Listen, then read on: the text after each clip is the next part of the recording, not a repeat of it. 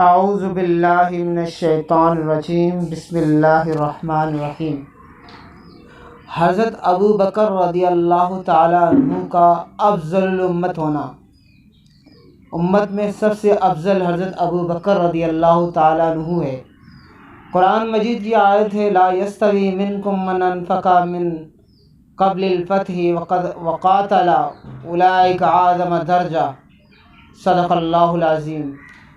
اے مسلمانوں، تم میں سے کوئی بھی ان کے برابر نہیں ہو سکتا جنہوں نے فتح مکہ سے پہلے اللہ کی راہ میں خرچ کیا اور کافروں سے قتال کیا، اور ان مسلمانوں سے بہت بڑا درجہ ہے جنہوں نے بعد میں اللہ کی راہ میں خرچ کیا اور کافروں سے قتال کیا۔ اللہ نے ان سب سے اچھے انجام کا وعدہ فرمایا ہے، اور اللہ تعالیٰ تمہارے تمام کاموں کی خوب خبر رکھنے والا ہے۔ مفسرین نے کہا کہ یہ آیت حضرت ابو بکر رضی اللہ تعالیٰ عنہ کے متعلق نازل ہوئی ہے، اور اس میں حضرت ابو بکر رضی اللہ تعالیٰ عنہ کے مقدم ہونے اور ان کی فضیلت پر واضح دلیل ہے۔ حضرت عائشہ رضی اللہ تعالیٰ عنہ بیان کرتی ہیں کہ رسول اللہ صلی اللہ علیہ وسلم نے یہ حکم دیا کہ ہم لوگوں کو ان کے درجے میں رکھیں، اور سب سے بڑا درجہ نماز کا ہے۔ اور نبی صلی اللہ علیہ وسلم نے اپنی بیماری کے ایام میں فرمایا، مرو ابا بکر فلیصلی بالناس، ابو بکر سے کہو وہ لوگوں کو نماز پڑھائے۔ اس سے معلوم ہوا کہ حضرت ابو بکر رضی اللہ تعالیٰ عنہ امت میں سب سے بڑے درجے پر فائز ہیں، کیونکہ حضرت ابو بکر کو نماز کی امامت کے درجے میں رکھا اور کسی کو اس درجے میں نہیں رکھا گیا، اور نماز کی امامت کا درجہ سب سے بڑا درجہ ہے۔ امام فخر الدین رازی اپنی تفسیر کبیر میں فرماتے ہیں، یہ آیت اس پر دلالت کرتی ہے کہ جس نے فتح مکہ سے پہلے اللہ کی راہ میں خرچ کیا اور اللہ کے دشمنوں سے قتال کیا، وہ بعد والوں سے بہت زیادہ افضل ہے۔ اور یہ سب کو معلوم ہے کہ اسلام کے لیے نمایاں خرچ کرنے والے حضرت ابو بکر تھے، اور اسلام کے لیے نمایاں قتل کرنے والے حضرت علی تھے، اور اس آیت میں اللہ تعالیٰ نے خرچ کرنے والے کی ذکر کو قتال کرنے والے کے ذکر پر مقدم کیا ہے۔ اس میں یہ اشارہ ہے کہ حضرت ابو بکر رضی اللہ تعالیٰ عنہ اور حضرت علی رضی اللہ تعالیٰ عنہ پر مقدم ہے۔ نیز خرچ کرنا باب رحمت ہے اور قتال کرنا باب غضب سے ہے، اور اللہ تعالیٰ نے فرمایا، سبقت رحمتی غضبی، میری رحمت میرے غضب پر سبقت کر گئی، لہذا خرچ کرنے والا قتال کرنے والے پر سابق ہے۔ اگر یہ اعتراض کیا جائے کہ حضرت علی بھی خرچ کرنے والے تھے کیونکہ ان کے متعلق یہ آیت نازل ہوئی، یطعمون الطعام علی حبہ مسکینا، تو ہم کہتے ہیں کہ حضرت علی کا اسلام کی راہ میں مال خرچ کرنا اسی وقت ثابت ہوگا جب انہوں نے بڑے بڑے مواقع پر بہت زیادہ مال خرچ کیا ہو، اور یہ چیز صرف حضرت ابو بکر کے لیے ثابت ہے۔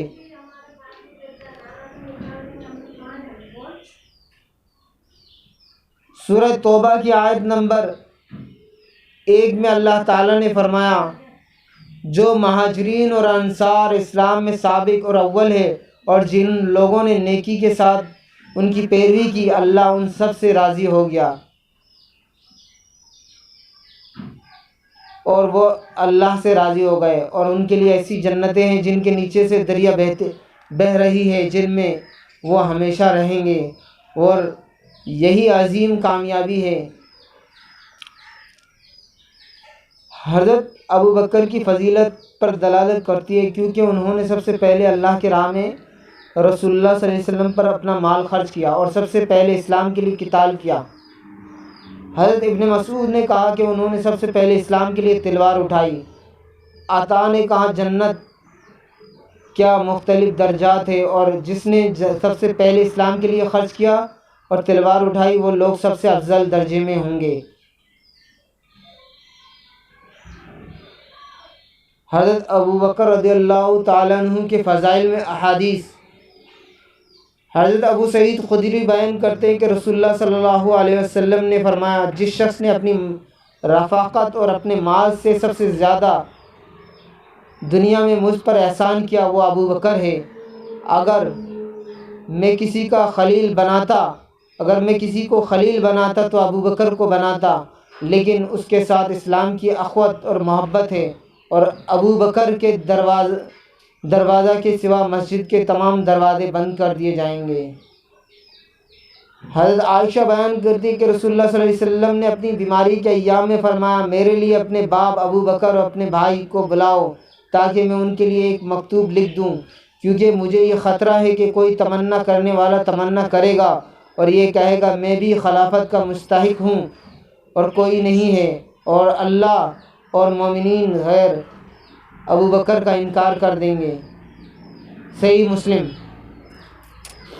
حضرت ابو ہریرہ رضی اللہ عنہ بیان کرتے ہیں کہ رسول اللہ صلی اللہ علیہ وسلم نے فرمایا، جس شخص نے بھی ہم پر کوئی احسان کیا ہم نے اس کا بدلہ اتار دیا سوا ابو بکر کے، کیونکہ ان کے ہم پر ایسی نیکی ہے جس کی جزا ان کو اللہ تعالیٰ قیامت کے دن دے گا، اور کسی کا مال نے مجھے وہ نفع نہیں پہنچایا جو ابو بکر کے مال نے مجھے نفع پہنچایا۔ سنن ترمذی رقم الحدیث 3655۔ حضرت عائشہ رضی اللہ تعالیٰ عنہ بیان کرتی ہیں کہ رسول اللہ صلی اللہ علیہ وسلم نے فرمایا، مسلمانوں کے لیے یہ جائز نہیں ہے کہ وہ ابو بکر کے ہوتے ہوئے کسی اور کو امام بنائیں۔ سنن ترمذی رقم الحدیث 3673۔ حضرت ابو ہریرہ رضی اللہ تعالیٰ عنہ بیان کرتے ہیں کہ رسول اللہ صلی اللہ علیہ وسلم نے فرمایا، میرے پاس جبریل آئے، پس انہوں نے میرا ہاتھ پکڑا، پھر انہوں نے مجھے جنت کا وہ دروازہ دکھایا جس سے میری امت داخل ہوگی۔ حضرت ابو بکر نے کہا، یا رسول اللہ میں چاہتا ہوں کہ میں بھی آپ کے ساتھ ہوں تاکہ آپ کو دیکھتا رہوں۔ تب رسول اللہ صلی اللہ علیہ وسلم نے فرمایا، اے ابو بکر تم میری امت میں سب سے پہلے جنت میں داخل ہوگے۔ وما علینا الا البلاغ المبین۔